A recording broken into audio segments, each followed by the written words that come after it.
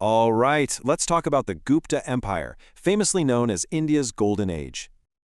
But what does a golden age actually mean? Let's break it down, shall we? Starting in the 3rd century AD, the Guptas built a massive empire across the incredibly fertile Gangetic Plains.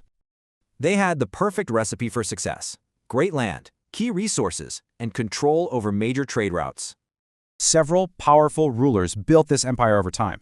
Now, let's meet the 3 heavy hitters. First up, Chandragupta I. He raised the dynasty status with smart conquests and a really powerful marriage.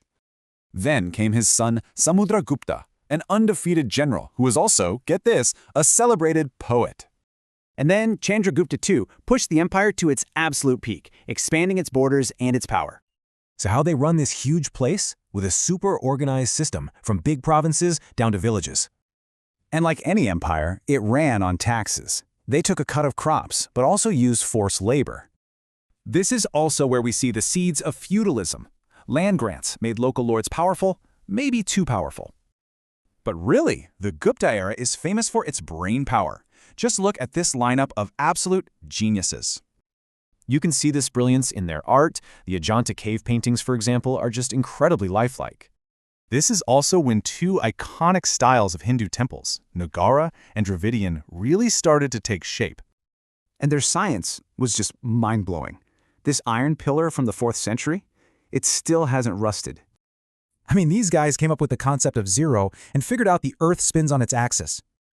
Literature was also booming. Sanskrit was a language, and writers like Kalidasa created timeless masterpieces. But, well, all good things come to an end. For the Guptas, the trouble started from the outside.